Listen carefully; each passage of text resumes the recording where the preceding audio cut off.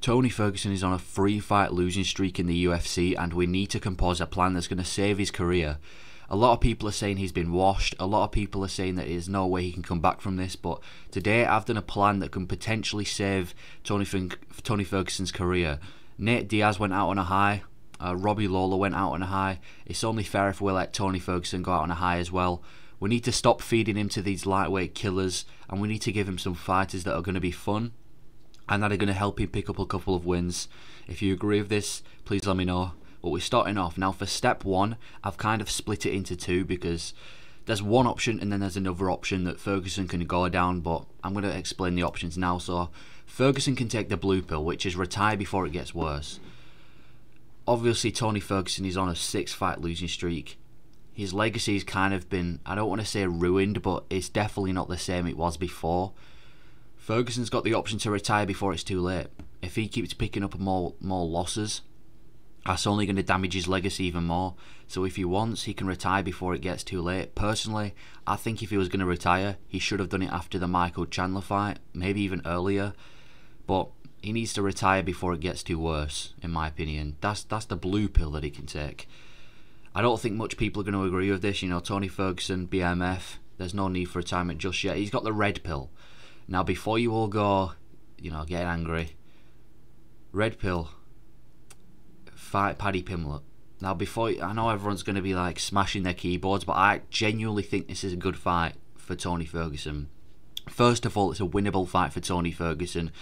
Paddy Pimblett has only had 4 fights in the UFC. One of them was like a really bad robbery. He's also nearly been finished in most of them. His debut against Luigi Vengemini, he nearly got knocked out. Against Vargas, nearly got dropped. He's been finished in nearly every one of his fights, and he hasn't fought since December. Tony Ferguson was the ex-boogeyman of this division. I think this is one of the most winnable fights for Tony Ferguson in a while. If Tony Ferguson wins, he's finally won again. Obviously, that's the one thing we want to happen. We want Tony Ferguson to get a win. I don't believe he's won since like 2019.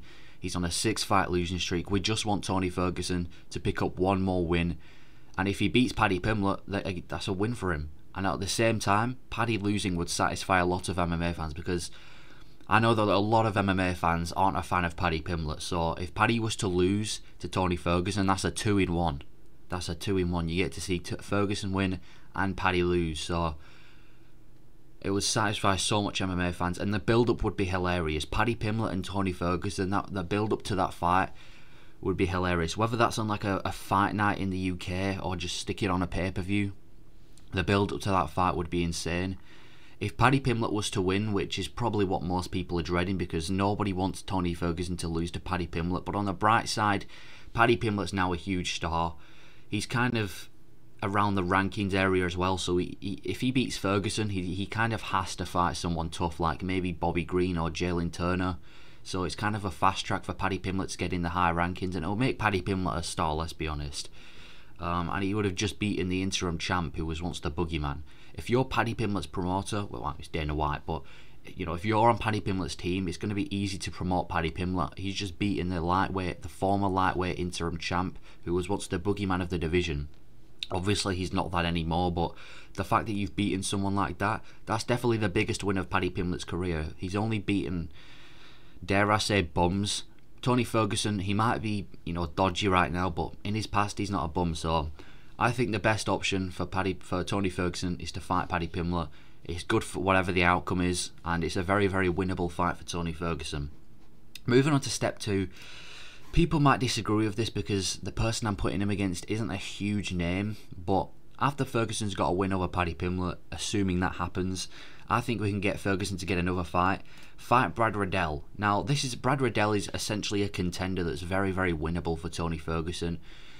If you just stick that on like a fight night, co-main event, or main event, or maybe even put it on a pay-per-view, I think this is another very winnable fight for Tony Ferguson. I think stylistically, Riddell, he's seen that he struggles against grapplers. I think Brad Riddell has lost to by submission twice out of his last 3 losses. So Ferguson, being the submission specialist, well, I wouldn't call him a specialist, but hopefully, you know, Tony Ferguson will be able to submit him, and his confidence might be back now that he's beaten Paddy Pimblett. obviously maybe that's just the one thing that Tony Ferguson needs is a win. And if he beats Paddy Pimblett, who knows, maybe he gets the win. And he could set up a 2-fight winning streak. If Tony Ferguson went on a 2-fight winning streak, no one expects that to happen. And like I said, Riddell is on a 3-fight losing streak now, all by finish. He's in a very bad spot.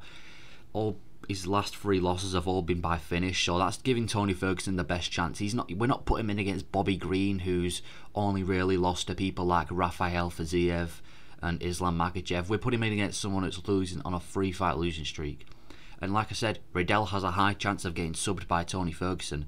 And Brad Riddell hasn't finished anyone in his entire UFC career. Every single one of his wins have been by decision, so that kind of eliminates the threat that other fighters may have, because Ferguson's been finished in his last 3 fights, and Riddell never finishing anyone kind of eases that threat.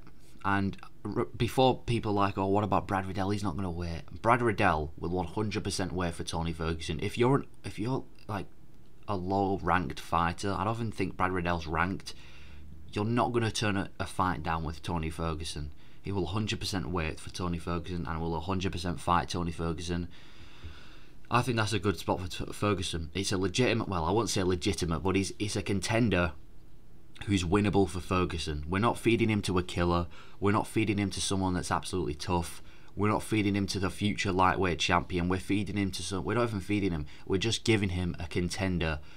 Maybe not as a big name as Paddy Pimblett, but it's an easy winnable fight for Ferguson. Hopefully after he beats Paddy, if that was to happen, then Brad Riddell could set up another win. But that's step 2. Finally, step 3. Fight Nick Diaz.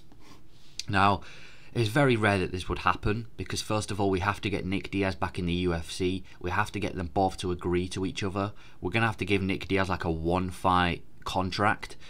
But this will be a great fight. I mean, it'll probably be very slow, like the Nate Diaz versus Tony Ferguson one was, but I'd at least like to see it, because at least one of them wins. Either Nick Diaz wins on his last fight, or Tony Ferguson. So it's not like we're feeding Ferguson someone that no one likes. We're giving Tony Ferguson Nick Diaz after a 2-fight winning streak. So either Ferguson wins and gets a 3-fight winning streak, or Nick Diaz comes out on a win. Either way, it is legend versus legend. I don't think I need to explain. They're both legends in this sport. Let's put them against each other at welterweight, and legend versus legend. Like I said, great way to end a career for both of them. Tony Ferguson ending his career after beating Nick Diaz after a 3-fight winning streak is the perfect way to end a career, without everyone bringing up the 6-fight losing streak, and it can let him end on a high. Another very winnable fight for Ferguson. Nick Diaz hasn't fought. When was his last fight? Was it 2021 against Robbie Lawler? And he looked very bad. He gave up as well. He didn't look great at all. And Ferguson isn't as much as a threat as Robbie Lawler, but I still think it's another very, very winnable fight for Ferguson. If Ferguson can get past Paddy Pimblett and Brad Riddell, I don't think he's going to have too much of a tough time getting past Nick Diaz. But at the same time, that being said, Tony Ferguson did lose to Nate Diaz at UFC, was it 279? So... and he could avenge his loss over Nate. Nate Diaz beats him. If he beats Nick Diaz, he's kind of avenged his loss over Nate by beating the other Diaz. Like I said, very rare for this to happen. And Nick has said he wants another fight. I know Nick's probably got some insane CTE right now, but he's been calling out the champ. He's been calling out Usman. He's been calling out all these fighters. If he wants to fight so badly, we'll feed him Tony Ferguson. And he's not going, like I said, not going to be another mauling like Robbie Lawler. This is a much closer fight than Tony Ferguson versus Nate Diaz, or Nick Diaz versus Robbie Lawler, because Tony Ferguson's not as good as Robbie Lawler, and Nick Diaz isn't as good as Nate Diaz. So I think it's a fairly good fight. Great send-off for both of them as well. This will be a great send-off for both of them. Both of them having their retirement... I can't speak. Both of them having their retirement fight in one. I think this is a great way to end. And then step 4, before it gets too late, just retire for good. Potentially ending on a 3-fight winning streak. Imagine that, Tony Ferguson, 3-fight winning streak and then retires. Now, I'm not saying his legacy would be completely saved, but it would definitely... people would definitely probably not be talking about the 6-fight losing streak anymore. It's a great retirement fight between two legends. And then Tony Ferguson has to thank me. The UFC need to thank me for saving Tony Ferguson's career.